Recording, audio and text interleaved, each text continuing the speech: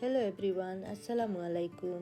কেমন আছেন সবাই? আশা করি সবাই অনেক ভালো আছেন। আমরাও আল্লাহর রহমতে ভালো আছি। আজকে আরেকটা নতুন রেসিপি নিয়ে আসলাম আপনাদের সাথে শেয়ার করার জন্য। এখানে আমি 1 কেজি মটন নিয়েছি, আর 3 বড় চামচ পেঁয়াজ পেস্ট নিলাম, 2 চামচ আদা রসুনের পেস্ট নিলাম, এলাচি নিয়ে নিলাম 3টা, লং 5-6টা, গোলমরিচ 12টা, কাজুর পেস্ট আধা কাপ, টক দই 1 কাপ, 3 চামচ লবণ, লাল মরিচের গুঁড়ো আধা চামচ, হলদি 1 চামচ, ধনিয়া গুঁড়ো 2 চামচ, গরম মশলা 2 চামচ।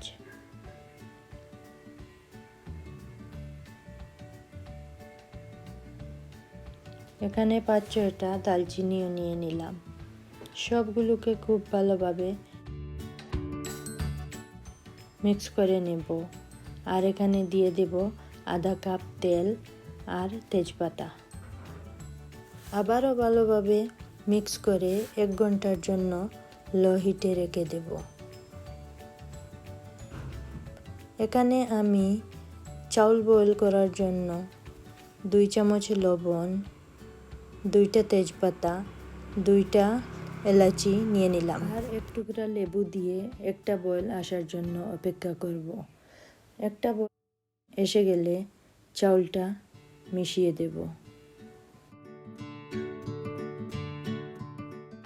চাউলটা 80% কুক হয়ে গেলে ছেঁকে নেব। এখানে কিছু আলু আমি ফ্রাই করে নিলাম আর কিছু পেঁয়াজ বেরেস্তা। এখানে লেয়ারিংয়ের জন্য আমি মাংসটাকে 2 ভাগ করে নিলাম।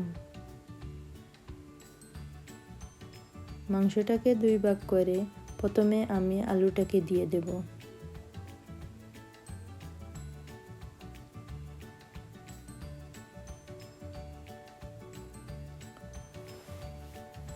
আলুটা দেওয়া হয়ে গেলে চাউলটাকে সুন্দরভাবে দিয়ে দেব।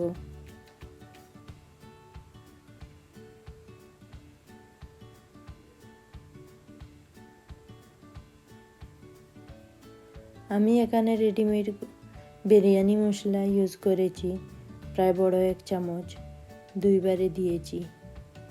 এখানে বাকি মাংসগুলো দিয়ে দিলাম। আর আবারও চাউলের লেয়ারিংটা দিয়ে দেব।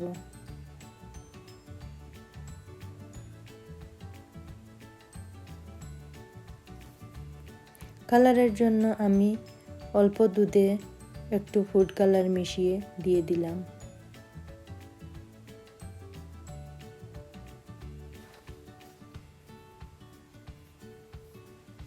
আবারও দিয়ে দিলাম কিছু গরম বিরিয়ানি মশলা।